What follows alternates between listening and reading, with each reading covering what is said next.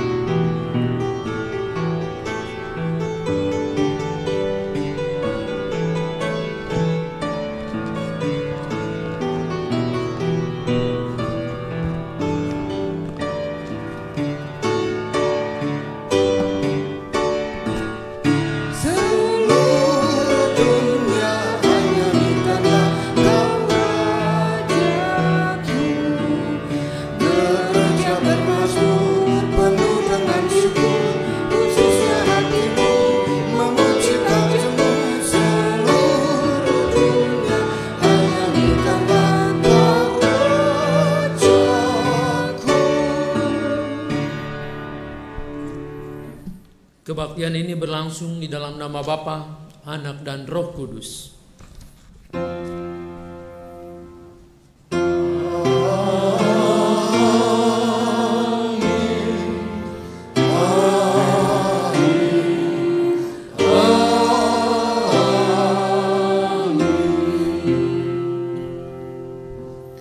Salam sejahtera bagi saudara yang datang di dalam nama Tuhan. Tuhan beserta saudara.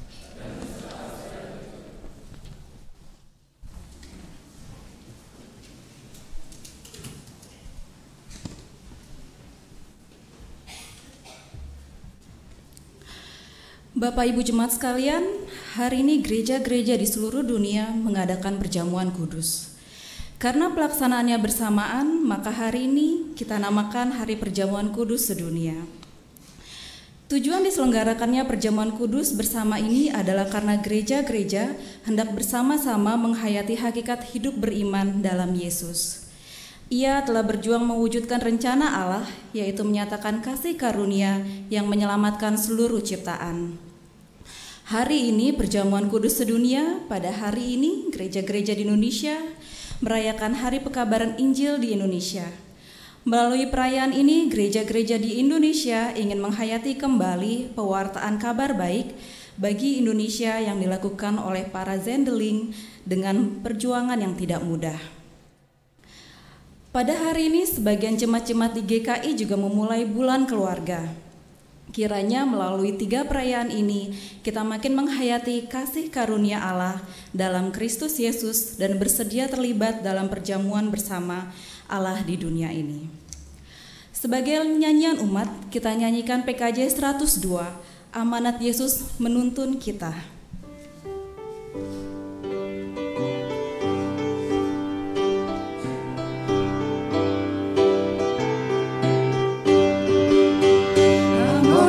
Yesus menuntut kita umatnya, wujudkan gereja yang kudus dan am, dan karya Kristus menjadi contoh utama, cinta kasih-Nya teladan yang kekal, dan karya Kristus menjadi contoh utama, cinta kasih-Nya teladan yang kekal.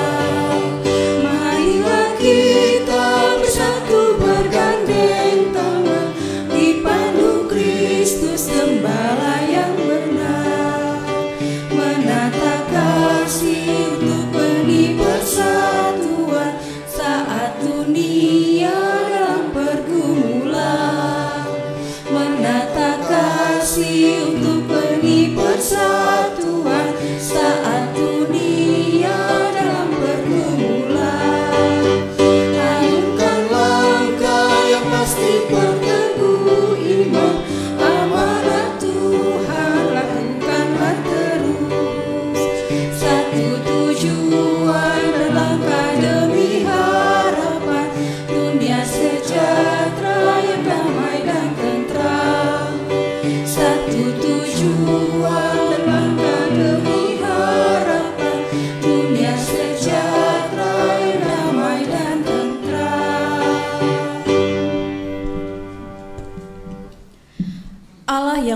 murah dan penuh rahmat, kami mengaku akan adanya saat-saat di mana kami lebih mengutamakan kehendak pribadi, sehingga kami telah menjadi penghambat langkah-langkah kebersamaan menuju keesaan.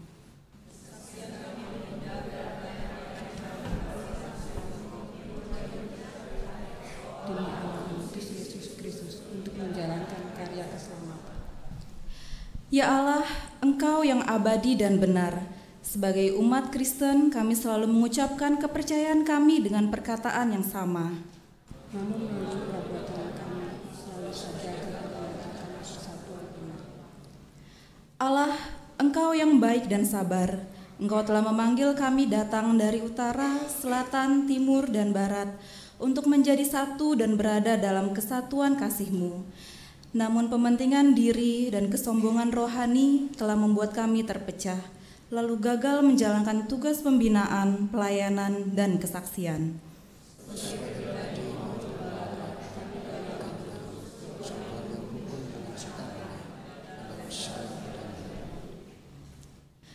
Engkau Tuhan yang Maha Mulia, pemberi hidup, sumber kebajikan.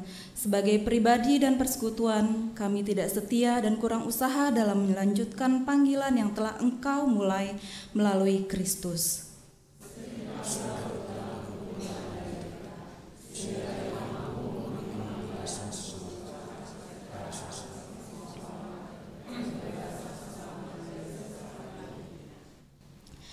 Di hadapan-Mu ya Allah, ya Tuhan kami, terbuka kelemahan kami yang nyata melalui pikiran, perkataan, dan perbuatan kami. Terbentang jelas kelalaian kami, baik yang disengaja maupun tidak sengaja. Karena itu kami mohon kepadamu, ampunilah kami dari dosa-dosa kami, serta karuniakan kami kasih, pengampunan, dan berkat-Mu yang memperbaharui kami. Amin. Sebagai lagu pengakuan dosa kita angkat dari PKJ 40, kasihanilah kami yang lemah.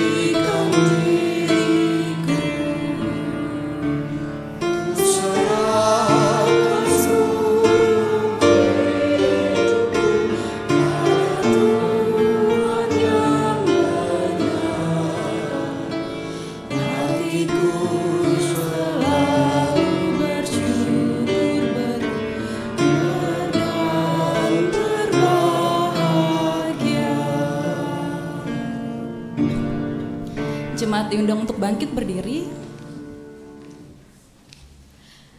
Bagi setiap kita yang telah mengaku dosanya, disampaikan berita anugerah dari Tuhan yang diambil dari Yohanes 3 ayatnya yang ke-16. Karena begitu besar kasih Allah akan dunia ini, sehingga Ia telah mengaruniakan anaknya yang tunggal, supaya setiap orang yang percaya kepadanya tidak binasa, melainkan beroleh hidup yang kekal. Demikianlah berita anugerah dari Tuhan. Syukur.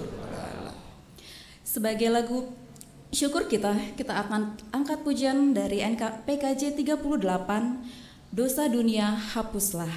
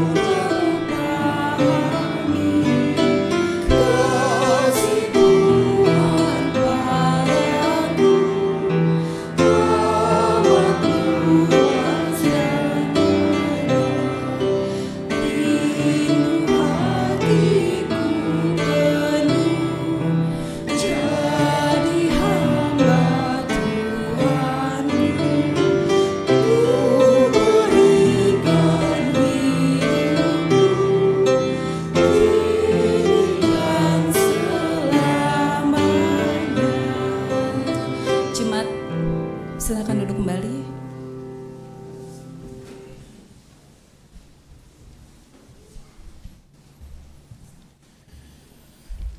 Mari kita satukan hati, kita berdoa.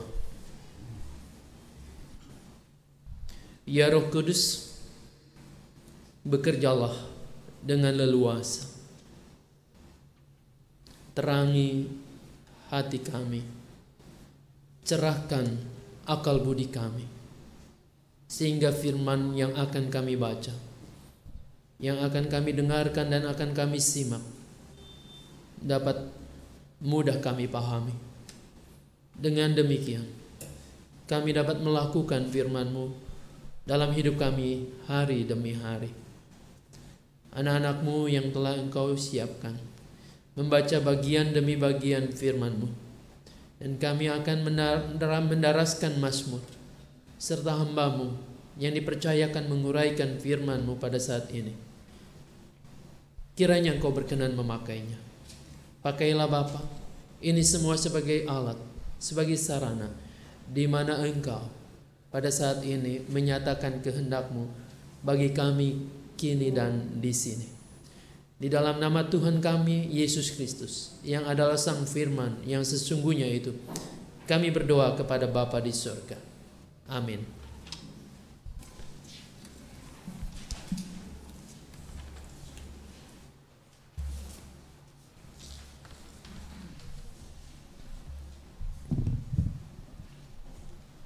Pembacaan Alkitab hari ini diambil dari Ayub 1 ayat 1 dan dilanjutkan Ayub 2 pasal ayat 1 sampai dengan 10. Ayub 1 ayat 1. Kesalehan Ayub dicoba. Ada seorang laki di tanah Uz bernama Ayub. Orang itu saleh dan jujur. Ia takut akan Allah dan menjauhi kejahatan. Dilanjutkan Ayub 2 ayat 1 sampai dengan 10. Pada suatu hari datanglah anak-anak Allah menghadap Tuhan, dan di antara mereka datang juga iblis untuk menghadap Tuhan. Maka berkatalah Tuhan kepada iblis, "Dari mana engkau?" Lalu jawab iblis kepada Tuhan, "Dari perjalanan mengelilingi dan menjelajah bumi." Firman Tuhan kepada iblis, "Apakah engkau memperhatikan hamba-Ku Ayub? Sebab tiada seorang pun di bumi seperti dia, yang demikian saleh dan jujur, yang takut akan Allah dan menjauhi kejahatan. Ia tetap tekun dalam kesalehannya, meskipun engkau telah membujuk aku melawan dia untuk mencelakakan tanpa alasan." Lalu jawab iblis kepada Tuhan, "Kulit ganti kulit. Orang akan memberikan segala yang dipunyainya ganti nyawanya. Tetapi ulurkanlah tanganmu dan jamalah tulang dan dagingnya. Ia pasti mengutuki engkau di hadapanmu." Maka firman Tuhan kepada iblis, "Nah, ia dalam kuasamu, hanya sayangnya nyawanya." Kemudian iblis pergi dari hadapan Tuhan. Lalu ditimpanya Ayub dengan bara yang busuk dari telapak kakinya sampai ke batu kepalanya. Lalu Ayub mengambil sekeping beling untuk menggaruk-garuk badannya sambil duduk di tengah-tengah abu. Maka berkatalah istrinya kepadanya, "Masih bertekunkah engkau dalam kesalehanmu? Kutukilah Allahmu dan matilah." Tetapi jawab Ayub kepadanya, "Engkau berbicara seperti perempuan gila. Apakah kita mau menerima yang baik dari Allah tetapi tidak menerima yang buruk?" Dalam semuanya itu Ayub tidak berbuat dosa dengan bibirnya. Demikianlah firman Tuhan. Syukur kepada Allah.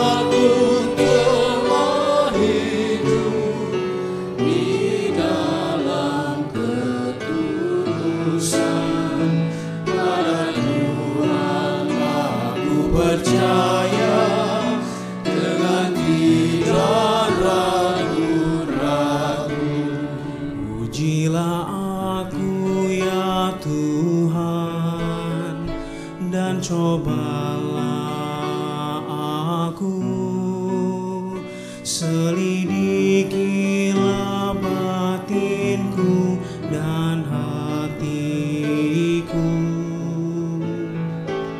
sebab mataku tertuju pada kasih setiamu, dan ku hidup dalam kebenaran-Mu. Berilah keadilan kepadaku ya Tuhan, karena aku telah hidup di dalam ketulusan. Pada Tuhan aku percaya dengan tidak ragu-ragu. Aku tidak akan duduk dengan para penipu, dengan orang munafik ku tak bergaul. Aku benci pada perkumpulan orang yang berbuat jahat, dan dengan orang fasik ku tak duduk.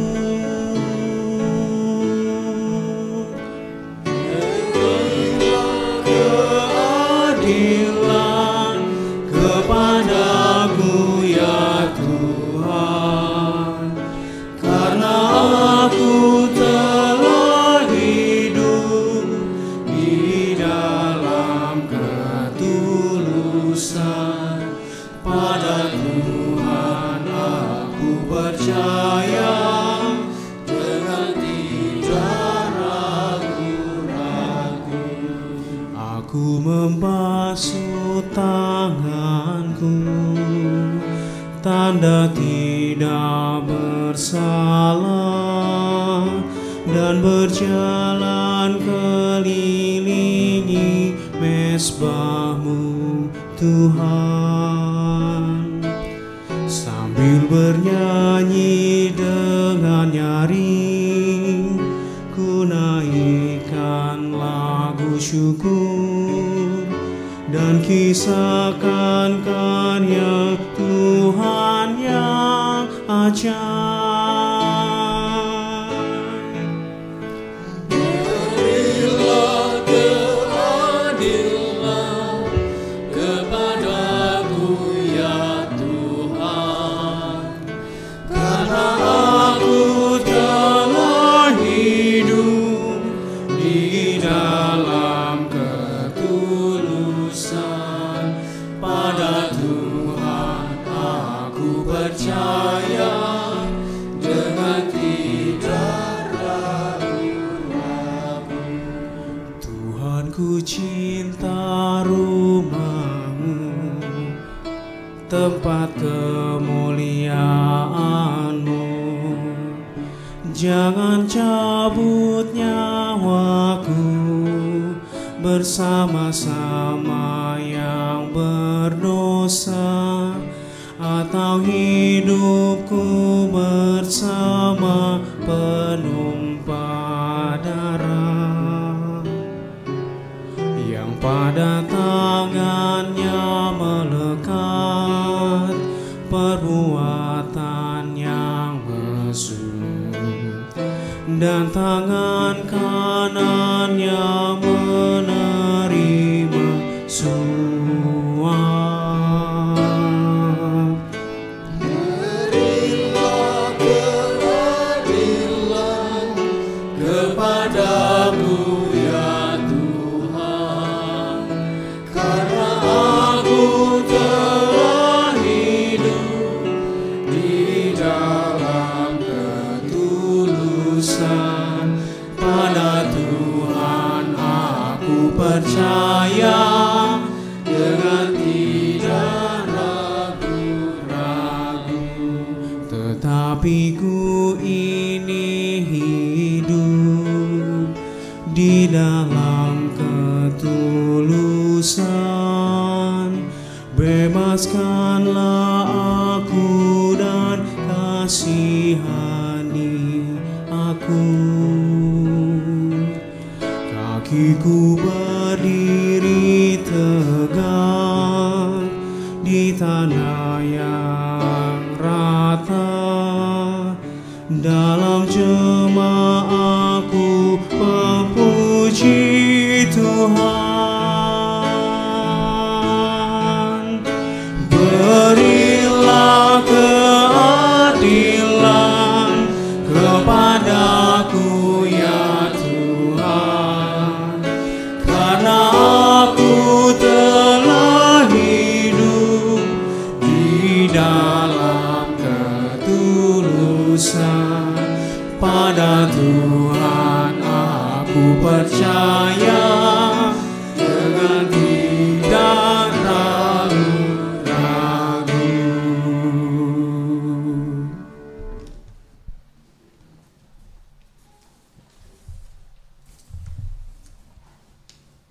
Pembacaan Alkitab kedua diambil dari Ibrani 1 ayat 1 sampai 4, dilanjutkan dari Ibrani pasal 2 ayat 5 sampai 12.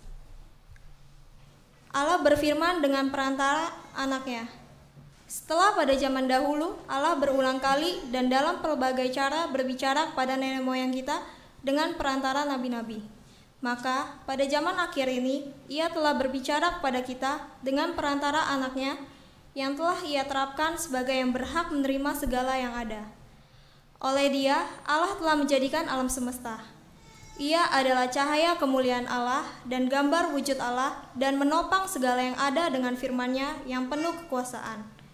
Dan setelah Ia selesai mengadakan penyucian dosa, Ia duduk di sebelah kanan yang maha besar di tempat yang tinggi. Jauh lebih tinggi daripada malaikat-malaikat, sama seperti nama yang dikaruniakan kepadanya, jauh lebih indah daripada nama mereka. Yesus seketika lebih rendah daripada malaikat-malaikat. Sebab bukan karena malaikat-malaikat telah Ia taklukkan dunia yang akan datang, yang kita bicarakan ini. Ada orang yang pernah memberikan kesaksian di dalam suatu nas, katanya, "Apakah manusia sehingga engkau mengingatnya, atau anak manusia sehingga engkau mengindahkannya? Namun engkau telah membuatnya untuk waktu yang singkat sedikit lebih rendah daripada malaikat-malaikat, dan telah memahkotainya dengan kemuliaan dan hormat. Segala sesuatu telah engkau taklukkan di bawah kakinya. Sebab dalam menaklukkan segala sesuatu kepadanya, tidak ada suatu pun yang Ia kecualikan yang tidak takluk kepadanya. Tetapi sekarang ini belum kita lihat bahwa segala sesuatu telah ditaklukkan kepadanya. Tetapi Dia yang untuk waktu yang singkat dibuat sedikit lebih rendah daripada malaikat-malaikat, yaitu Yesus, kita lihat yang oleh karena penderitaan maut dimahkotai dengan kemuliaan dan hormat, supaya oleh kasih karunia Allah Ia mengalami maut bagi semua manusia. Sebab memang sesuai dengan keadaan Allah yang baginya dan olehnya segala sesuatu dijadikan, yaitu Allah yang membawa banyak orang kepada kemuliaan, juga yang menyempurnakan Yesus yang memimpin mereka kepada keselamatan dengan penderitaan. Sebab Ia yang menguduskan dan mereka yang dikuduskan, mereka semua berasal dari satu. Itulah sebabnya Ia tidak malu menyebut mereka saudara. Katanya, "Aku akan memberitakan namamu kepada saudara-saudaraku dan memuji-muji engkau di tengah-tengah jemaat." Demikianlah firman Tuhan. Syukur kepada Allah. Injil yang akan kita baca pada sore hari ini terambil dari Injil Markus pasalnya yang ke-10 ayat 2 sampai dengan ayatnya yang ke-16.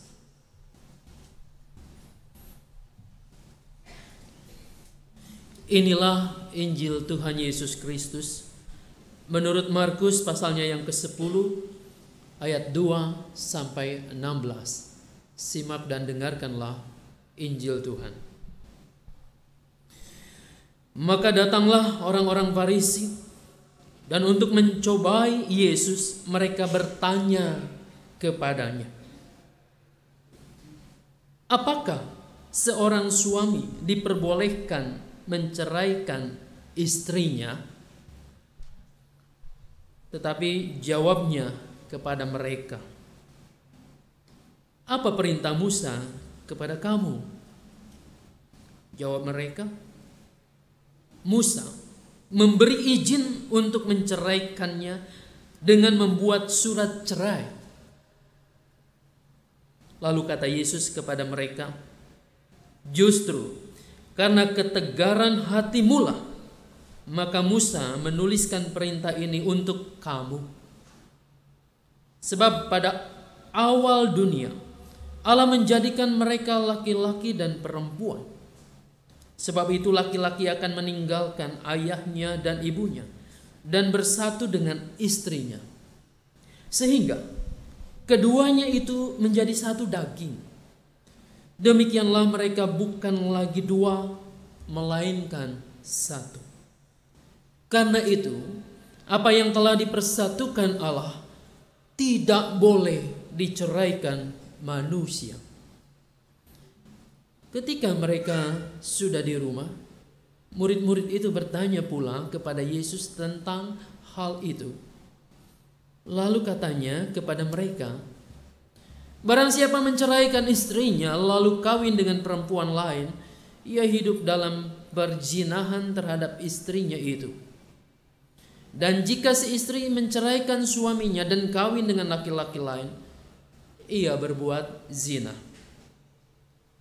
Lalu orang membawa anak-anak kecil kepada Yesus supaya ia menjamah mereka. Akan tetapi murid-muridnya memarahi orang-orang itu. Ketika Yesus melihat hal itu, ia marah dan berkata kepada mereka, biarkan anak-anak itu datang kepadaku. Jangan menghalang-halangi mereka, sebab orang-orang yang seperti itulah yang empunya kerajaan Allah. Aku berkata kepadamu, sesungguhnya barang siapa tidak menyambut kerajaan Allah seperti seorang anak kecil, ia tidak akan masuk ke dalamnya. Lalu ia memeluk anak-anak itu dan sambil meletakkan tangannya atas mereka, ia memberkati mereka. Sampai demikian jauh pembacaan Injil Tuhan Yesus Kristus. Tuhan Yesus berkata, yang berbahagia adalah setiap kita yang mau mendengarkan firman Allah dan yang memeliharanya. Haleluya.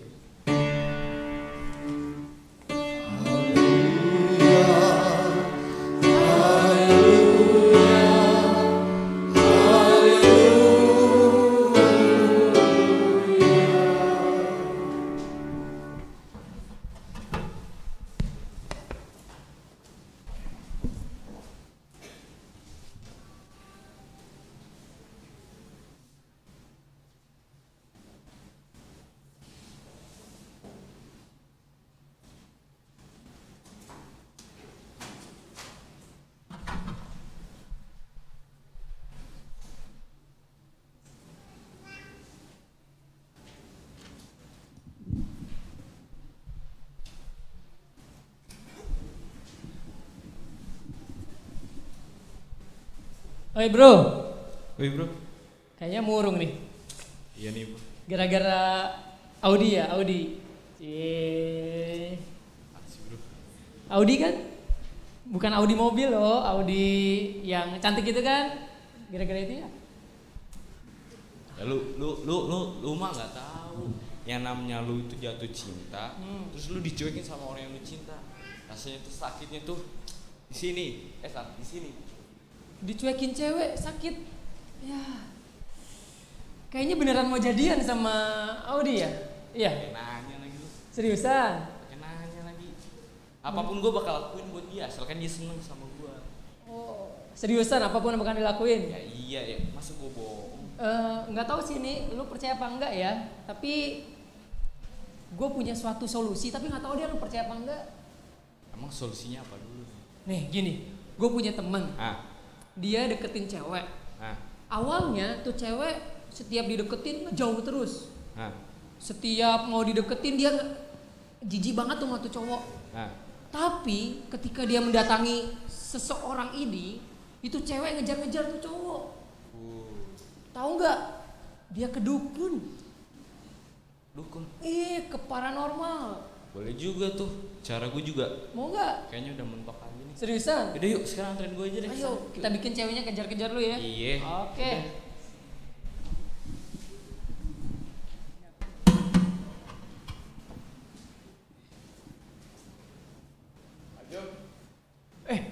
Halo Pak Bos. Aduh, kabar baik Pak. Proyek yang Cibodas, anggarannya gimana jadinya? Kebetulan Pak Bos, kemarin saya coba bikin anggarannya, saya udah utak-atik angkanya, tapi saya markup 10%. Gimana? Betul itu Pak, semua orang juga melakukan hal yang sama. Iya Pak, 10% aja. Lagian kan kita udah tahu sama tahu ya, di tengah kondisi sekarang ini kita mana bisa makmur kalau cuma ngandelin duit komisi. Iya. Makanya kita markup sedikit, nggak banyak, cuma 10% aja. Iya. Nah, kita harus segera nih Pak untuk masukin proposal kita karena tendernya udah mau ditutup. Oh gitu ya? Iya, benar. Oke Pak, itu emang tugas kita. Iya. Ya, menyenangkan hati anak dan istri. Betul Pak. Anak istri senang, kita tenang. Betul Pak. Kan kalau kita pulang, kita Iya. bawa uang, istri kita senang, anak kita tenang, kan kita juga enak jadinya. Iya betul, Pak. kan Pak? Betul Pak. Ya. Nah, Kalau gitu kita ntar kita ngobrol di kafe Iya, aja ya. boleh, Pak. Ah, Yuk. yuk.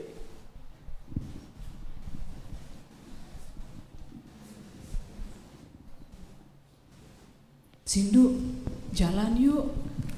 Bete nih, anak-anak punya acara sendiri. Ya ampun Jang. Terus suami aku lagi di luar negeri, lama belum pulang. Ya ampun. Suami aku tuh ya nggak perhatian, cuek abis, bete banget. Ih ya ampun, hari gini deh masih aja bete-bete. Lu tuh cantik, imut, masih muda lagi. Ini ngapain sih bete-bete? Masa? Iya, gak usah deh bete-bete. Kalau suami kita cuek, ngapain kita juga perhatian sama mereka? Tahu nggak? Itu si Jeng Yolanda sama si Jeng Alan bisa bahagia banget loh hidupnya. Masa? Dia happy terus? Bahagia. Rahasianya apa ya? Mereka itu punya berondong. Oh itu jagung yang kayak popcorn itu ya makanan itu. Ya bukan jagung sih. Jadi apa? Itu daun muda yang kinclong-kinclong. Oh, kinclong-kinclong. Bukan lalapan, kalau lagi lapar ya. Dari tadi berondong, jagung, lalapan. Bukan, mereka punya mainan. Jadi mereka bisa bahagia banget gitu. Iya udahlah, gak usah cuek-cuek. Kita cari berondong. Iya, lagian ngapain? Kalau ditinggal sebulan berapa kali ditinggal? Udah hampir seminggu ini, terus seminggu lagi kemarin. Waktu kemarin-kemarin belum. Emangnya dia bakal setia? Satu. Emangnya kalau misalnya ditinggalin sebulan dia mikirin? Ya justru itu aku bilang suamiku tuh cuek banget. Yuk. Ya udah. Sambil jalan aja kita cari berondong. Yuk.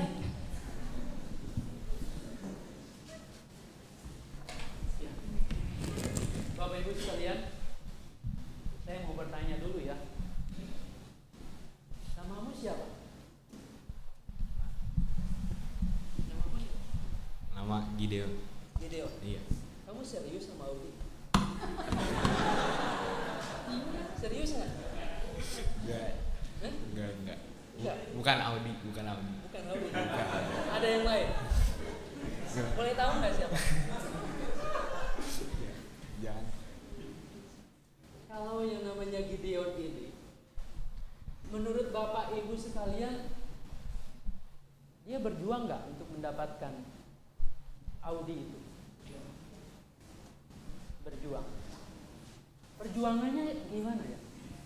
Kalau menurut Bapak Ibu sekalian, maksimal nggak dia? Maksimal nggak kira-kira? Dia udah mentok,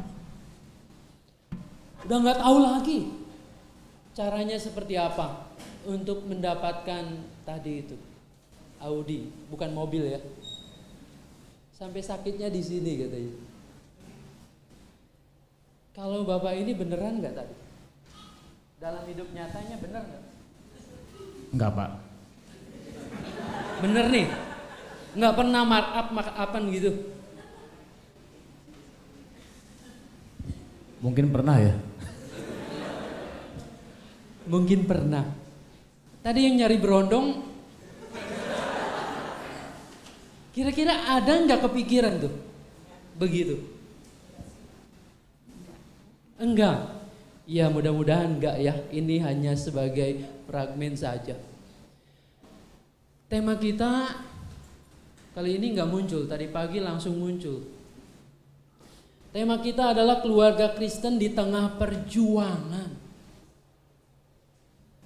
Saudara-saudara, kalau saya tanya kepada Anda, kita semua, adegan tadi itu, baik yang ABG itu ya, lalu kemudian bapak-bapak dan ibu-ibu ini, menurut Anda, kita semua, itu wujud perjuangan bukan? Dan dikaitkan dengan tema kita ini, keluarga Kristen di tengah perjuangan. Saudara-saudara, saya menyimak tadi, pagi tadi dan hari ini, sore ini. Ini juga semacam perjuangan. Perjuangan untuk apa? Untuk mencapai apa yang diinginkan. Kepuasan diri. Kepuasan batin kita.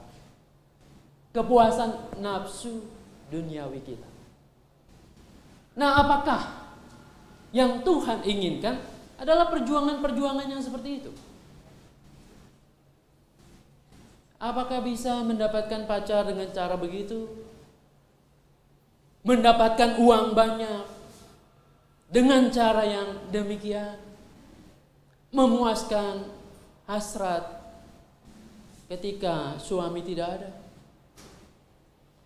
Saya kira kita sepakat. Kita setuju. Perjuangan orang Kristen, keluarga Kristen, rasanya bukan itu. Bukan untuk memenuhi ambisi, nafsu duniawi kita. Saudara-saudara, kalau begitu apa sih sebenarnya perjuangan keluarga Kristen ini? Kalau memperhatikan kata Kristen, mestinya disitulah letaknya perjuangan kita. Kristen itu dari kata Kristus.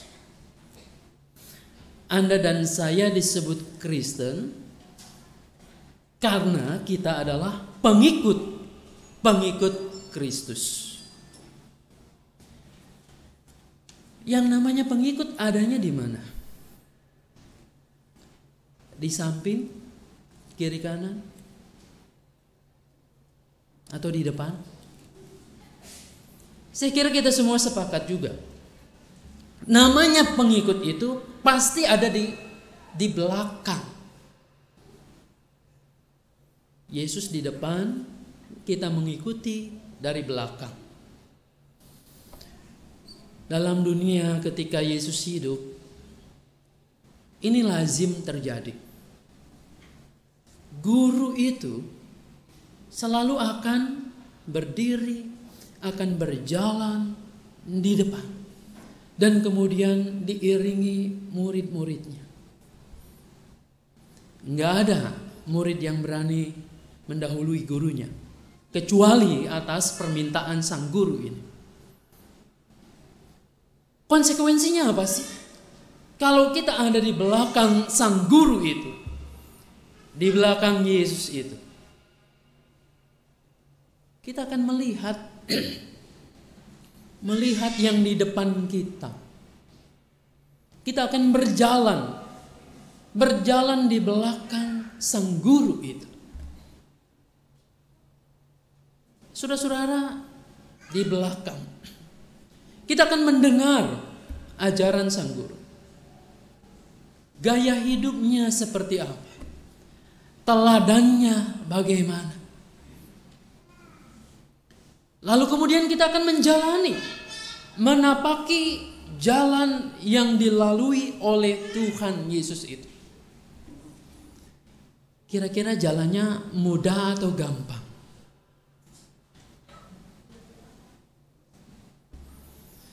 Saudara-saudara, kita tahu Yesus bukan melewati jalan yang mudah. Kalau begitu ketika Anda ditanya jadi orang Kristen itu gampang apa susah sih? Jawaban kita gimana? Jadi orang Kristen itu gampang, mudah, atau sulit? Saudara-saudara, jawabannya adalah tergantung. Mau jadi Kristennya yang Kristen seperti apa? Kalau Kristennya Kristen KW, Kristen abal-abal, ya gampang saja. Mengikuti acara-acara gereja. Pada saatnya ada kateksasi, kita ikut di sana.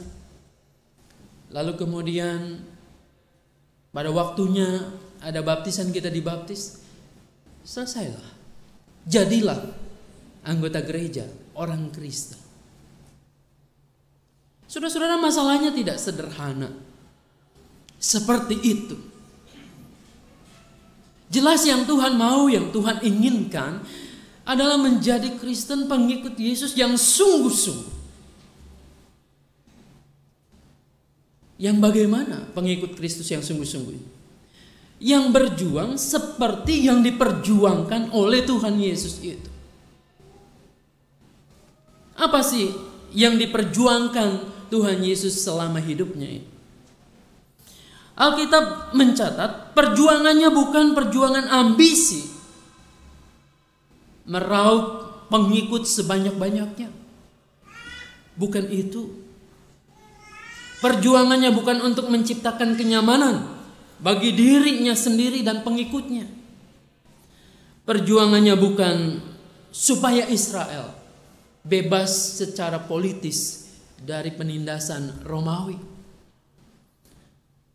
Perjuangannya bukan ambisi, nafsu dunia. Maka kalau jadi pengikut Yesus kita mesti menyadari ini. Perjuangannya adalah mewujud nyatakan kehendak Allah di muka bumi ini. Perjuangannya adalah menerjemahkan bahasa cinta kasih Allah dan kemuliaan Allah kepada dunia, kepada manusia, kepada Anda dan saya. Supaya manusia ini mengerti bahasa cinta kasih Allah. Supaya tahu dengan persis kehendak Allah itu. Maka kalau kita tadi mencermati yang kita baca dalam kitab Ibrani, saya mau mengajak kita melihat kembali Ibrani 1.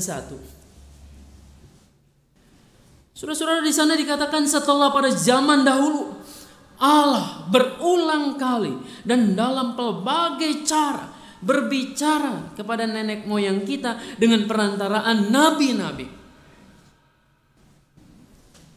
Jadi sejak dulu itu Allah berusaha berkomunikasi dengan manusia. Dia mengutus nabi-nabinya. Tapi dalam bacaan ini di situ tersirat bahwa rasanya ini tidak mudah dan ternyata tidak dimengerti juga oleh umat manusia. Oleh umat Allah pada saat itu. Kenapa? Ya karena pada sampai zaman Tuhan Yesus itu mereka toh masih melakukan dosa yang itu juga. Dosa yang sama. Umat yang tegar tengkuk ini. Saudara-saudara, jelas disinilah keterbatasan juga para nabi untuk menyampaikan sabda Allah itu, kehendak Tuhan itu dengan sebaik-baiknya. Lalu kemudian ayat 2, maka pada zaman akhir ini ia telah berbicara kepada kita dengan perantaraan anaknya yang telah ia tetapkan sebagai yang berhak menerima segala yang ada. Ia menetapkan anaknya ini diutus oleh sang Bapa. Supaya apa? Ayat 3, ia adalah cahaya kemuliaan Allah dan gambar wujud Allah. Allah itu tidak terlihat, tidak kelihatan. Perjanjian lama mengingatkan, barang siapa melihat Allah muka dengan muka itu pasti mati. Kecuali Allah yang menghendakinya. Hanya Musa yang bisa melihatnya. Saudara-saudara, Allah yang tidak terlihat itu di dalam diri Yesus Kristus mewujud nyata dalam hidup manusia. Sehingga manusia bisa memahami, bisa mengerti, bukan hanya sekedar teori saja. Yesus membahasakannya dalam hidupnya sehari-hari. Dalam tutur katanya, dalam tindakannya, dalam semua aspek perilakunya. Dulu orang meyakini Allah itu adalah Allah yang maha pengasih, Allah yang maha penyayang. Ini kan konsep yang abstrak. Seperti apa kasih dan sayang itu? Lalu Yesus datang, anak Allah yang mewujudkan sinar kemuliaan Allah itu. Maka di dalam kehidupannya manusia mengerti dan tahu, oh, cinta kasih itu seperti yang Yesus hidupi, yang Yesus ajarkan, yang ia lakoni dalam hidup sehari-hari. Kalau sebelumnya umat Tuhan itu percaya bahwa Allah itu maha pengampun, yang seperti apa pengampunan itu? Yesus hadir, ia memperagakan pengampunan itu bagaimana? Ia diludahi, dicaci maki, dihina, disiksa habis-habisan, dibentangkan di kayu salib. Apa yang ia katakan di kayu salib itu? Bapa, ampunilah mereka, sebab mereka tidak tahu apa yang mereka perbuat. Disitulah manusia mengerti, ini pengampunan yang nyata. Jadi Yesus Kristus adalah firman yang kelihatan, yang kasat mata, yang diperagakan. Perjuangannya adalah itu, memperagakan firman Allah menjadi hidup di dalam dirinya. Sekarang tugas pengikut-pengikutnya mestinya menyadari perjuangannya bukan meraup untung dengan cara yang enteng gampang, bukan mengumbar nafsu duniawi, tapi bagaimana bahwa kita di tengah-tengah kehidupan ini boleh menghidupi firman Tuhan itu, boleh nyata di dalam diri kita, di dalam keluarga kita. Bukan sebaliknya, memahami firman Tuhan hanya pada tataran yang formalitas saja. Kita sering memperdebatkannya, kita sering membahasnya. Ini persis sama seperti orang-orang Yahudi. Injil yang kita baca tadi, mereka ini juga menggunakan firman Tuhan. Mereka menggunakannya, tetapi untuk apa? Saudara-saudara, Markus 10 itu mencatat ayat 2, maka datanglah orang-orang Farisi dan untuk mencoba Yesus, mereka bertanya kepadanya. Firman Tuhan dipakai untuk mencoba. Saudara-saudara, firman Tuhan hanya dipakai sebagai tataran wacana. Bukankah di antara kita juga sering menggunakan firman ini hanya dalam tataran wacana, hanya untuk diperdebatkan saja? Saudara-saudara, hubungan suami istri, di situ dipertanyakan, bolehkah menceraikan? Suami menceraikan seorang istrinya. Saudara-saudara, di dalam kitab Matius ditambah lagi, bolehkah seorang suami menceraikan istrinya dengan alasan apa saja? Lalu apa yang dijawab oleh Tuhan Yesus? Kamu baca enggak? Di dalam perjanjian lama, Lalu mereka mengatakan, Musa memerintahkan untuk membuat surat cerai. Mereka ahli dalam berdebat seperti itu. Saudara-saudara, kemudian Yesus menarik lagi. Kalau yang kamu maksudkan adalah tentang Musa yang menuliskan surat cerai itu, membuat surat cerai, ini adalah kasuistik. Kasusnya karena ketegaran hatimu lah bahwa Musa mengizinkan memberikan surat cerai itu. Tapi sejak semula Yesus punya otoritas yang jauh ke belakang. Sejak penciptaan, bahwa manusia itu dijadikan oleh Tuhan laki-laki dan perempuan. Laki-laki akan meninggalkan ayahnya, lalu kemudian bersatu dengan istrinya. Mereka bukan lagi dua, tetapi satu. Apa yang sudah disatukan Allah tidak boleh diceraikan manusia. Saudara-saudara, Yesus mengacu kepada akta yang sesungguhnya itu. Kalau Musa dalam Ulangan 24 itu hanya kasusnya kamu itu tegar hatimu itu. Karena kamu niatnya memang untuk menceraikan. Jadi kamu mencari-cari alasan dan kemudian memperdebatkan firman Tuhan itu.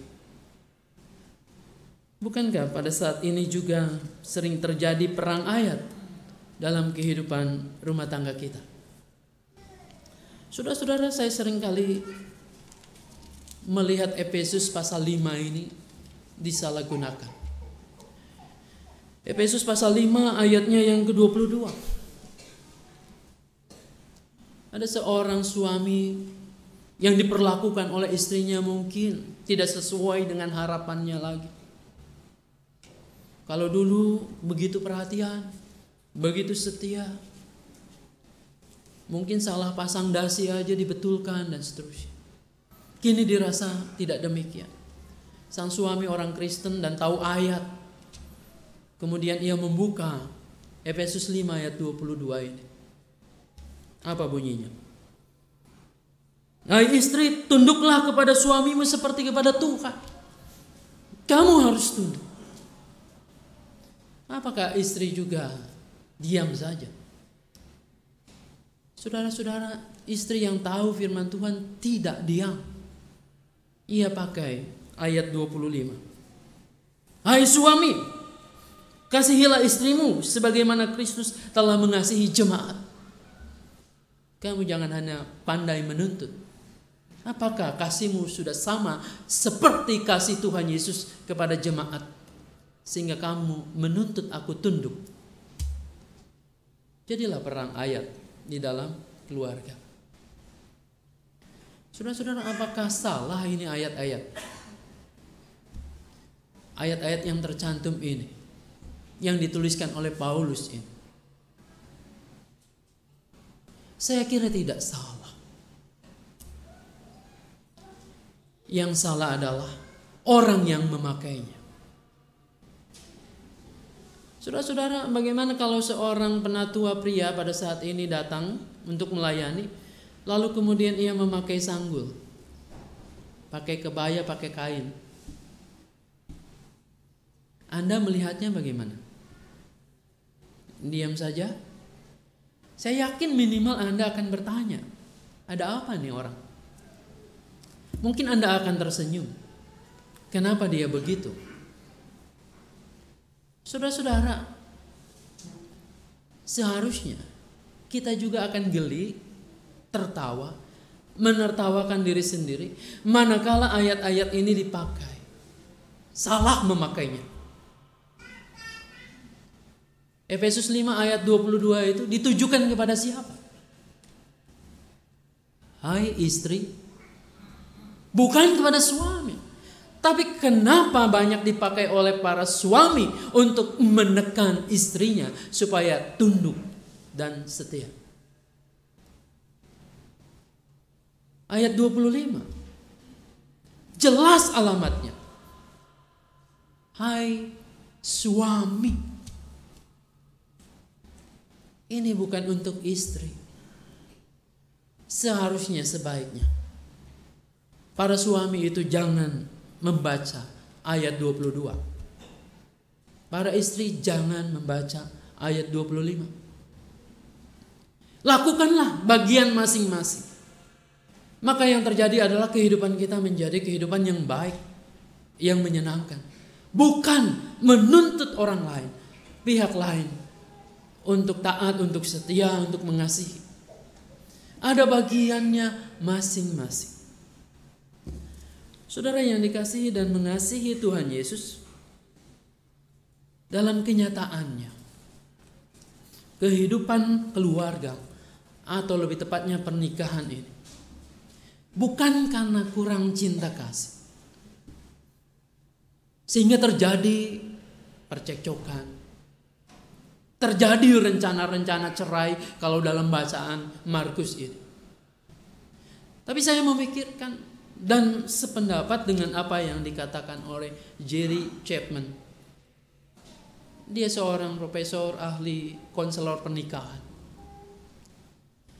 Bukan kurangnya cinta kasih kita, tetapi kita tidak mampu mengenali bahasa kasih dari pasangan kita, dari suami, dari istri kita, dari anak-anak, dari orang tua kita. Sehingga orang yang ada dekat kita ini merasa mungkin disia-siakan, merasa tidak dikasihi dan seterusnya. Jerry Chapman mengatakan ada 5 sebetulnya bahasa kasih manusia, bahasa kasih kita, Anda dan saya. Yang pertama adalah kata-kata penguatan. Bahasa cinta kasih ini digunakan untuk menguatkan atau memotivasi seseorang yang sedang dalam keadaan terpuruk. Tadi kita diingatkan dalam bacaan yang pertama, Ayub. Kita semua tahu kisah Ayub. Anak-anaknya mati semua. Kambing domba dan seluruh kekayaannya lenyap. Dia sendiri, dari telapak kaki katanya sampai batok kepalanya, luka, borok.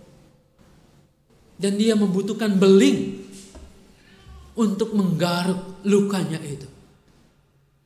Karena tidak tahan lagi. Apa yang dilakukan oleh istrinya? Apakah ada kata-kata penguatan, penghiburan? Istrinya mengatakan, percuma kamu hidup saleh di hadapan Tuhan. Kutukilah saja Tuhanmu itu, lalu engkau mati saja. Saudara-saudara, tanpa sadar dalam kehidupan kita, banyak kata-kata kita itu yang tidak pada tempatnya, yang melukai. Manakala suami sedang kalut dalam pekerjaannya, dia membutuhkan topangan, penguatan. Tapi yang ada adalah tuntutan demi tuntutan. Anda sebagai orang tua, kalau anak kita sekolah terus pulang dibagi rapor nilainya 4, 5, apa reaksi Anda? Apa reaksi kebanyakan orang ketika mendapatkan nilai anaknya itu merah? Pada umumnya mukanya merah juga. Merah menyala, marah, maki-maki dan seterusnya. Saat itu si anak tidak membutuhkan makian, cacian, tapi ia membutuhkan kata-kata yang memberikan semangat, penguatan itu.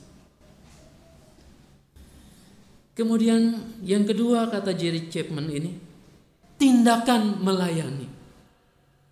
Orang dengan tipe bahasa kasih seperti ini adalah tindakan nyata yang lebih penting. Bukan ngomong doang. Bukan memberikan saran ini dan itu. Tapi apa yang kamu lakukan buat saya? Saudara-saudara, di sini bahasa kasih adalah melakukan segala sesuatu, melayani dengan nyata. Bukan sekedar ngomong doang. Lalu yang ketiga adalah bahasa kasih pemberian hadiah. Beberapa orang mengekspresikan kasih dengan cara memberi hadiah. Pas ulang tahun, kenaikan kelas, wujud cinta, wujud kasih, memberikan hadiah. Di sini juga yang seringkali menjadi masalah. Tadi adegan yang disampaikan oleh Bapak berdua ini. Kalau katanya kita banyak uang, kita bisa kasih kepada anak istri, mereka bisa senang, bisa happy. Saudara-saudara, belum tentu seperti itu. Belum tentu anak kita ketika diberi uang, ketika diberi gadget, handphone yang canggih itu, lalu kemudian mereka menjadi bahagia, menjadi senang. Seringkali ini yang menjadi kompensasi orang tua. Kalau dirinya tidak lagi punya kesempatan, punya pelayanan yang baik, punya kata-kata yang menguatkan, ya sudah, berikan saja uang, berikan saja gadget, berikan saja kebutuhannya, beres. Ternyata tidak sesederhana itu. Tidak sesederhana ketika anak-anak kita berikan gadget lalu kemudian kita menjadi leluasa dengan tugas kita. Ada bahaya yang mengintip di sana dan seringkali kita tidak menyadarinya. Saudara-saudara, yang keempat adalah bahasa kasih waktu yang berkualitas. Bagi orang dengan tipe bahasa ini, paling penting yang dapat mereka berikan adalah perhatian penuh. Mereka senang meluangkan waktu bersama dengan orang-orang yang dicintainya. Berapa banyak kita meluangkan waktu bersama dengan keluarga? Ya mungkin saja kita punya waktu untuk itu. Tapi apakah pikiran kita hadir, hati kita hadir di situ? Seringkali nonton TV bersama dengan telepon masing-masing, berkomunikasi kemana saja. Kita tidak terhubung, padahal satu ruangan, satu rumah itu. Lalu kemudian yang terakhir, Jerry Chapman mengatakan sentuhan fisik. Sentuhan fisik tidak mesti diartikan dengan seksualitas. Ada orang yang butuh untuk disentuh, dipeluk ketika ia sedang penuh dengan masalah, pergumulan. Saudara-saudara, konon bangsa Indonesia kita ini sangat susah, sulit untuk memeluk. Padahal itu merupakan kebutuhan cinta kasih. Nah saudara-saudara, kalau ini kita tahu, setiap pribadi kita, anggota keluarga kita, pasangan kita, mestinya yang terjadi adalah keharmonisan di dalam keluarga Kristen. Keluarga adalah oase, sumber kesegaran di padang gurun kehidupan ini. Apakah setiap anggota keluarga menemukan itu dalam keluarga kita masing-masing? Di keluarganya merasa dimanusiakan, dihargai, dicintai, dikasihi. Kalau setiap keluarga kita seperti ini, rasanya tidak mungkin ia mencari cinta kasih di tempat lain, karena ia sudah mendapatkannya di situ. Saya pikir dengan tema kita, keluarga Kristen di tengah perjuangan, perjuangkanlah ini. Keluarga Anda, keluarga saya adalah oase di tengah-tengah kehidupan gurun, kehidupan yang gersang ini. Sehingga disitulah setiap anggota keluarga merasa dicintai, disayang, diperhatikan. Dan akibatnya, tanpa sadar, Tuhan akan memakai keluarga Anda, keluarga saya ini, sebagai keluarga-keluarga yang memberitakan Injil yang nyata, yang konkret, bukan sekedar ngomong doang. Saudara-saudara, biarlah setiap kita berjuang untuk mewujud nyatakannya. Caranya seperti apa? Mulailah dari diri Anda sendiri. Jangan pernah menuntut orang lain terlebih dahulu. Yesus memulai dari dirinya sendiri, memberikan teladan. Mulailah dengan hal-hal yang sederhana, mungkin yang sepele, tetapi dengan cinta kasih yang besar. Jangan dibalik, mau melakukan yang besar-besar tetapi cintanya sedikit. Mulailah saat ini, jangan tunda waktunya. Sebab mungkin saja kalau kita tunda sudah terlambat. Kalau terlambat, kata Gideon, sakitnya di sini. Kita akan menyesal. Biarlah Tuhan memberkati, menolong kita semua menjadi keluarga yang berjuang. Tuhan Yesus memberkati. Amin.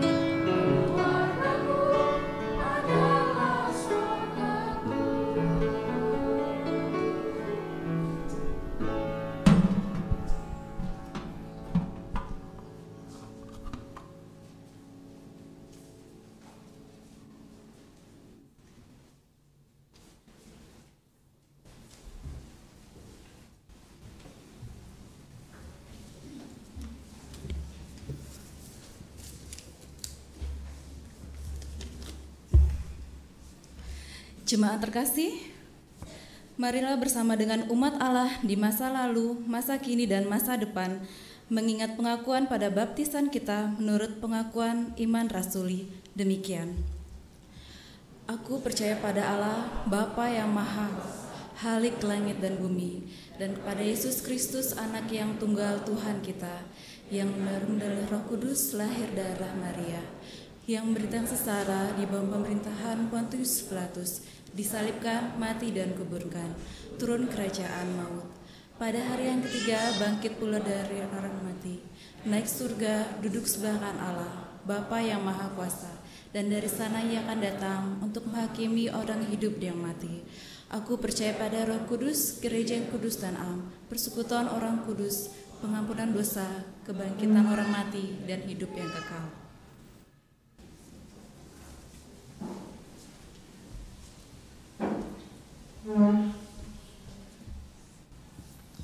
Mari kita satukan hati, kita berdoa. Terima kasih Bapa di surga, firman-Mu kembali menyapa kami, mampukan kami untuk jadi pelaku-pelakunya. Kami berdoa pada saat ini untuk perjamuan kudus sedunia. Biar ya Bapa, Engkau juga menolong setiap anak-anak-Mu, setiap umat Tuhan, bahkan dunia ini, merasakan cinta kasih Tuhan melalui kesengsaraan kematian Tuhan Yesus. Pada saat ini juga kami bersyukur kami boleh diingatkan kembali tentang hari pekabaran Injil di Indonesia. Anak-anak-Mu ratusan tahun yang lalu telah Engkau utus ke negeri ini untuk menaburkan benih-benih Injil itu. Kini telah berbuah banyak. Biarlah ya Bapa, kami sebagai buah-buah hasil dari pekabaran Injil mereka, pada saatnya juga giliran kami kini untuk boleh menebarkan benih-benih Injil itu. Bukan hanya dengan perang kata-kata saja, tetapi dengan mewujud nyatakan seperti yang diperjuangkan oleh Yesus, yaitu dalam kehidupan konkret yang nyata, khususnya pertama-tama di dalam keluarga kami. Kali ini juga gereja-Mu memasuki bulan keluarga. Engkau yang menolongnya Bapa, setiap keluarga-keluarga kami boleh tumbuh menjadi keluarga-keluarga Tuhan dengan baik. Bapa di surga, kami berdoa untuk gereja-gereja-Mu khususnya yang hadir di bumi pertiwi ini. Engkau mampukan gereja-gereja-Mu untuk satu dengan yang lain saling peduli, bersatu di dalam mewujud nyatakan kerajaan Allah. Kami berdoa untuk gereja-Mu di sini, GKI Kapling Polri, Tuhan yang akan menolong segala rencana, program pelayanan, kiranya Engkau berkenan memberkatinya, sehingga melalui itu semua nama Tuhan dimuliakan dan gereja-Mu menjadi berkat bagi masyarakat di sekitar sini. Kami berdoa pada saat ini ya Bapa untuk setiap pergumulan yang dialami oleh setiap keluarga kami, pergumulan anak-anak kami di sekolah, biarlah Engkau yang akan menolong mereka supaya mereka tetap di dalam fokusnya, belajar dengan sungguh-sungguh, mempersiapkan masa depan dengan baik. Kami percayakan anak-anak kami ke dalam tangan kasih Bapa. Ketika kami mengingat anak-anak kami juga mengingat akan korban-korban anak-anak yang terus berjatuhan di negeri ini. Bapa, tolonglah bangsa ini, supaya kami menjadi bangsa yang beradab, yang mengasihi anak-anak, seperti Tuhan Yesus yang memeluk, mengasihi, memberkati mereka. Ajar kami dalam kehidupan kami juga untuk mengasihi mereka dengan tulus. Bapa di surga, saat ini kami berdoa untuk saudara-saudara kami yang sakit, yang berusia lanjut dan lemah tubuh. Biarlah Tuhan juga yang menolong, memberikan pengharapan dan kasih sayang. Kami percaya Tuhan juga mampu menyalurkan kasih sayang itu melalui setiap diri kami. Bapa di surga, kami berdoa untuk setiap masalah persoalan kami. Kami yang berdoa saat ini tertunduk di dalam hati kami masing-masing menengadah kepadamu, memohon Tuhan campur tangan. Kami yakin dan percaya bahwa Engkau sanggup mendengarkan sampai lubuk hati kami yang paling dalam. Dan ketika Engkau mendengarkannya, pasti Engkau merancangkan rancangan damai sejahtera, bukan rancangan kecelakaan. Inilah ya Bapa doa-doa kami. Kami percayakan doa ini di dalam nama Tuhan kami Yesus Kristus. Amin.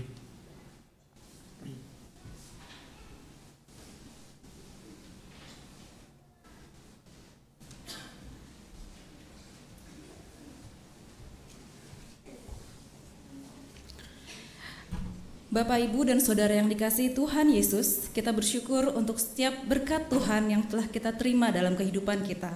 Sebagai rasa syukur kita, saat ini kita dipersilakan untuk memberikan persembahan terbaik kita kepada Tuhan. Nats persembahan pada hari ini terambil dari 1 Tesalonika 5 ayat yang ke-18. Saya akan membacakannya untuk kita semua. Mengucap syukurlah dalam segala hal, sebab itulah yang dikehendaki Allah di dalam Kristus Yesus bagi kamu. Sebagai wujud ungkapan syukur kita akan nyanyikan nyanyian umat yang terambil dari NKB 181A, Tuhan ambil hidupku.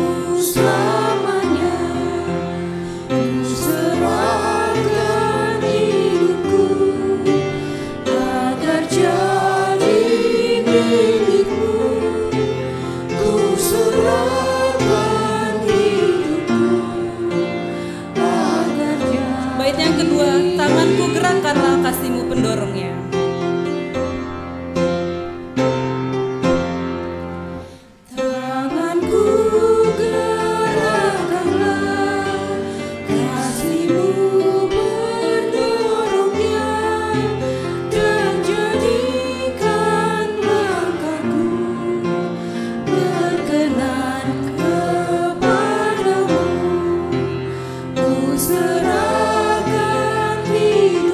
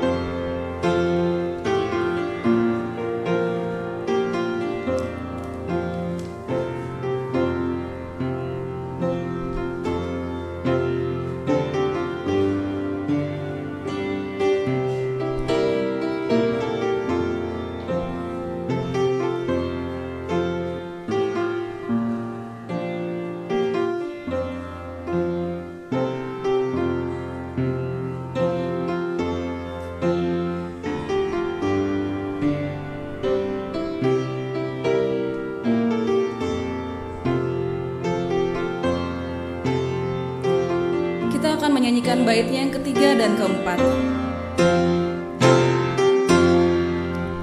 Harta kekayaanku jadi alat bagimu, akal budi dan kerja Tuhan bergunakanlah. Ku serahkan hidupku agar jadi milikmu. Ku serahkan hidupku agar jadi milikmu.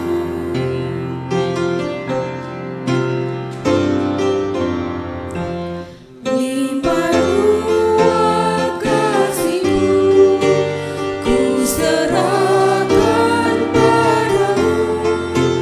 Diriku seutuhnya milik-Mu selamanya. Ku serahkan hidupku agar jadi milik-Mu. Ku serahkan hidupku agar jadi milik-Mu. Jemaat yang terkasih, diundang untuk bangkit berdiri. Kita akan satu dalam doa.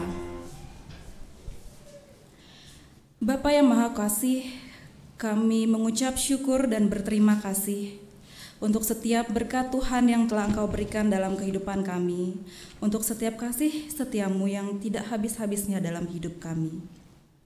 Bapa, kami juga mengucap syukur untuk kesempatan saat ini yang Kau berikan, di mana kami diperbolehkan membawa persembahan kami sebagai ungkapan syukur kami. Bapa, berkati persembahan ini, berkati juga setiap orang yang telah Engkau percayakan untuk mengelolanya. Kiranya persembahan ini dapat menjadi berkat bagi sesama kami yang membutuhkan. Kami serahkan persembahan ini hanya untuk kemuliaan nama-Mu saja. Dalam nama Tuhan Yesus Kristus kami telah berdoa juga mengucap syukur. Amin.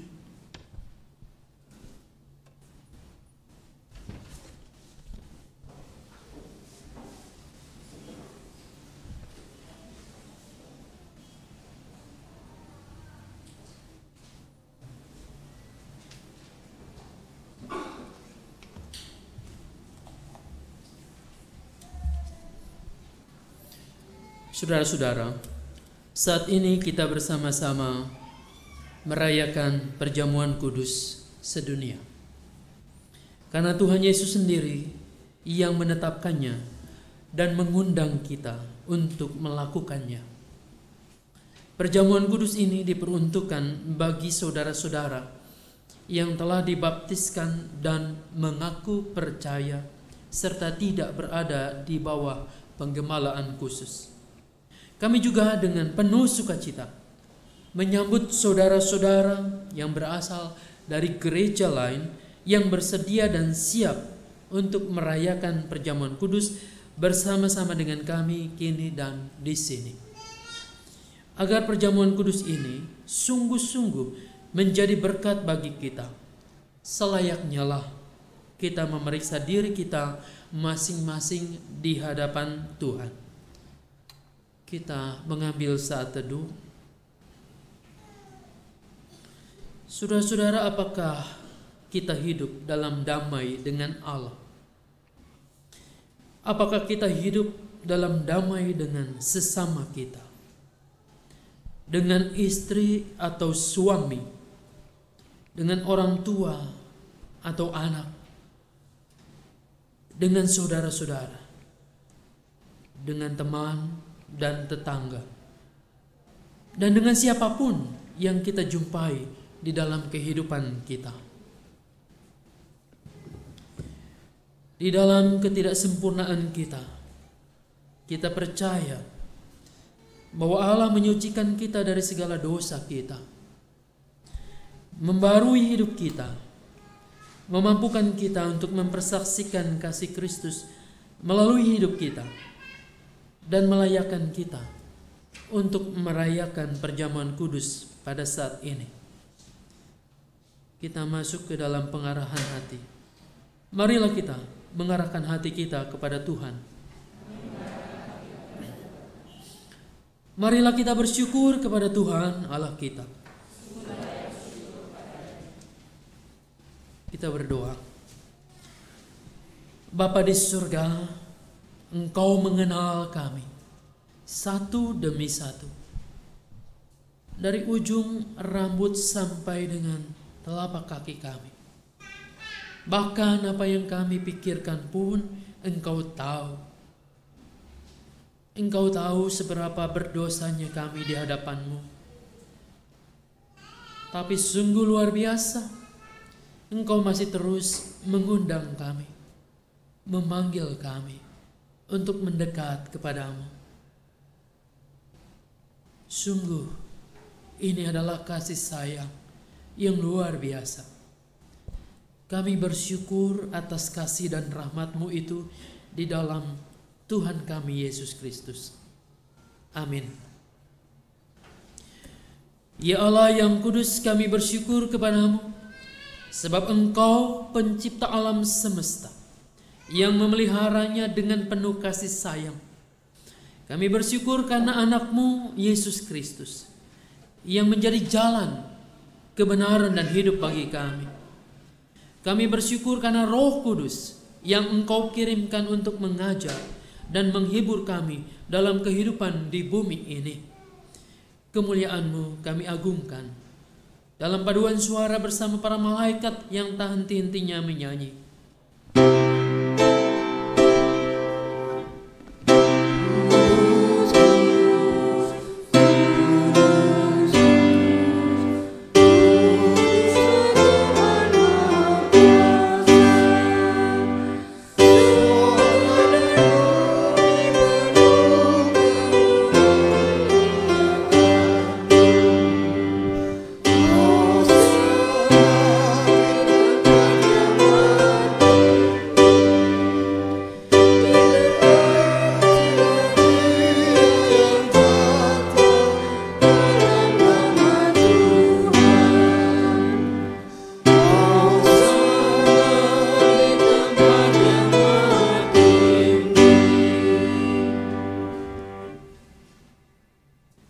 Kita bersyukur karena Bapa yang Maha Kudus senantiasa menyertai kita, dan Kristus mengundang kita untuk mengambil bagian dalam perjamuan kudus saat ini.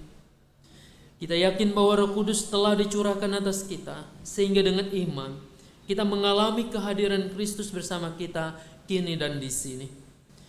Kristus yang pada malam waktu Ia diserahkan mengambil roti, dan sesudah itu Ia mengucap syukur atasnya. Ia memecah-mecahkannya dan berkata, "Inilah tubuhku yang kuserahkan bagi kamu. Perbuatlah ini menjadi peringatan akan aku." Kristus yang juga mengambil cawan sesudah makan, lalu berkata, "Cawan ini adalah perjanjian baru yang dimeteraikan oleh darahku. Perbuatlah ini setiap kali kamu meminumnya menjadi peringatan akan aku."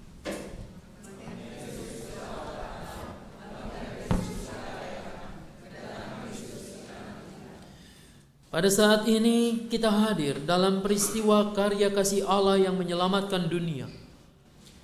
Kelahiran dan kehidupan Kristus, anaknya di antara manusia, pembaptisannya, perjamuan malam terakhir bersama murid-muridnya, kematiannya. Kita memberitakan kebangkitan Kristus dan kenaikannya ke surga dalam kemuliaan, di mana Ia berdoa bagi dunia. Kita merindukan kedatangan Kristus kembali pada akhir zaman untuk menggenapi segala sesuatu. Maka sebagai persekutuan yang dipersatukan dengan dan dalam Kristus, kita mengingat pengorbanan Kristus yang menyelamatkan itu, yang dikaruniakan kepada umat manusia di semua tempat. Ketika kita mengambil bagian dalam perjamuan kudus ini, Roh Kudus menolong kita sehingga kita dipersatukan dalam Kristus menjadi satu tubuh dan satu roh, dan menjadi persembahan yang hidup bagi Allah. Melalui Kristus, dengan Kristus, dalam Kristus, semua hormat dan kemuliaan bagi Allah Bapa dalam persekutuan dengan Roh Kudus sekarang dan selamanya. Sebagai gereja yang adalah tubuh Kristus, yang dipersatukan melalui baptisan dan hidup di dalam pimpinan Roh Kudus, Marilah kita berdoa kepada Allah Bapa kita. Apakah Bapa kami yang ada di surga, dikuduskanlah nama-Mu, datanglah kerajaan-Mu, jadilah kehendak-Mu di bumi seperti di surga. Beri kami hari ini makanan yang secukupnya, ampuni salah kami seperti kami ampuni yang bersalah pada kami. Jangan bawa kami dalam pencobaan, melainkan lepaskan kami dari yang jahat. Engkau-Lah yang punya kerajaan dan kuasa dan kemuliaan sampai selama-lamanya.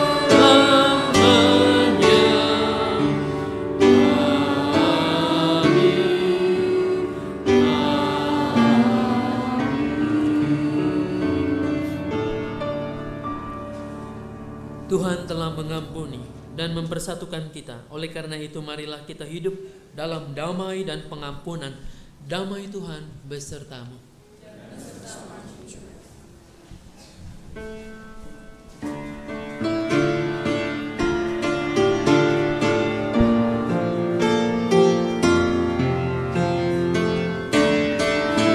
Salam kawanku, salam sesalam, damai Kristus besertamu. Salam, salam, salam.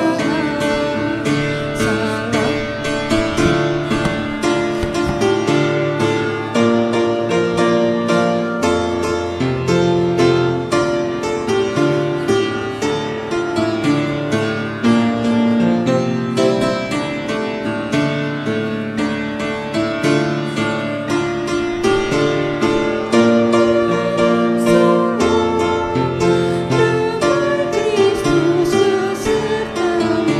Salam, salam. Silakan duduk.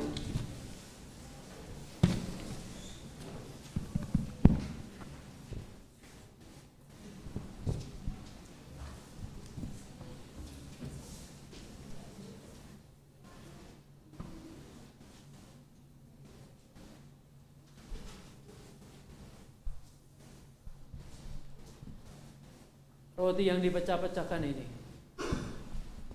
adalah persekutuan kita dengan tubuh Kristus. Ambillah.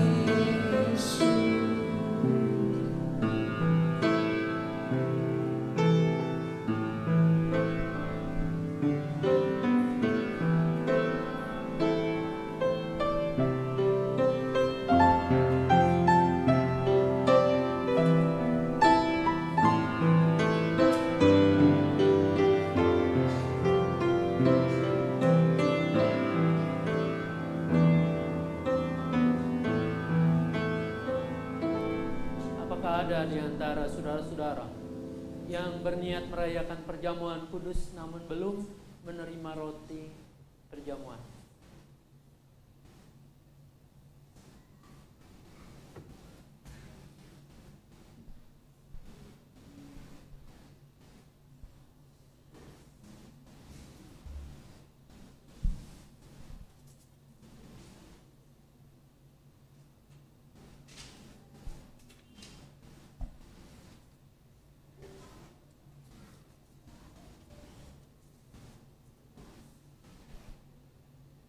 Ingat dan percayalah bahwa tubuh Tuhan kita Yesus Kristus telah diserahkan untuk dunia, untuk keampunan dan keselamatan dunia, untuk Anda dan saya.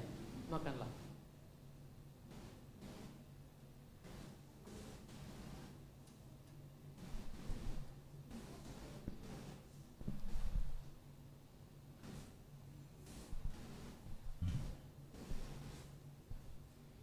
Cawan syukur ini adalah persekutuan kita dengan darah Kristus.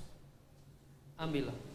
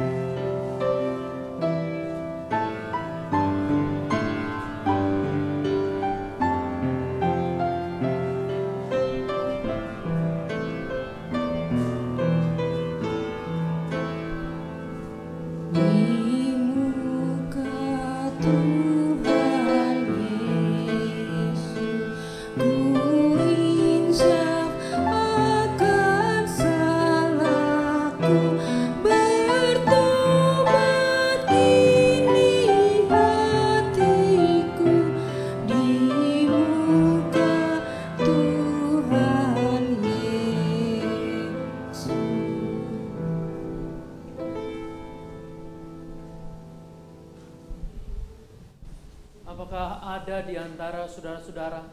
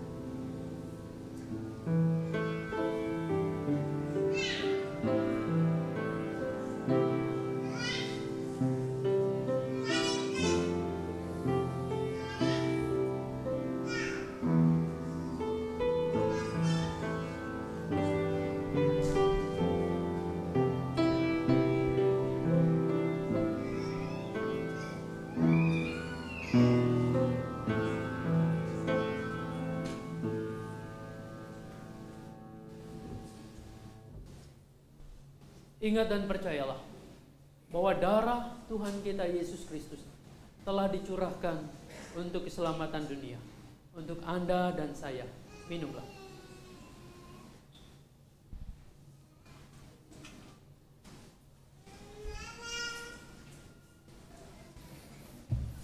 Kita akan mengucap syukur bersama-sama dengan pemazmur. Mazmur 103 ayat 1 sampai 5 dan 8 sampai 13.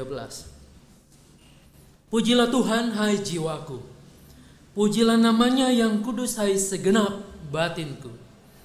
Pujilah Tuhan hai jiwaku dan janganlah lupakan segala kebaikannya. Dia yang mengampuni segala kesalahanmu dan yang menyembuhkan segala penyakitmu. Dia yang menebus hidupmu dari lubang kubur, yang memahkotai engkau dengan kasih setia dan rahmat. Dia yang memuaskan hasratmu dengan kebaikan, sehingga masa mudamu menjadi baru seperti pada burung Raja Wali. Tuhan adalah penyayang dan pengasih, panjang sabar dan berlimpah kasih setia. Tidak selalu ia menuntut dan tidak untuk selama-lamanya ia mendendam. Tidak dilakukannya kepada kita setimpal dengan dosa kita, dan tidak dibalasnya kepada kita setimpal dengan kesalahan kita. Tetapi setinggi langit di atas bumi, demikian besarnya kasih setianya atas orang-orang yang takut akan Dia. Sejauh timur dari barat, demikian dijauhkannya daripada kita pelanggaran kita. Seperti Bapa sayang kepada anak-anaknya, demikian Tuhan sayang kepada orang yang takut akan Dia. Penatu akan mengumpulkan cawan-cawan, silakan.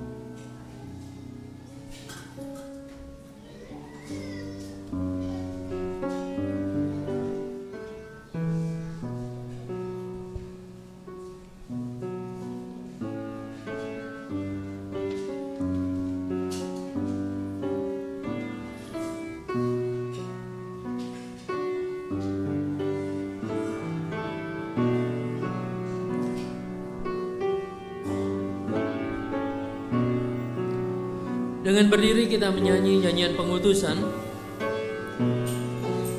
PKJ 105.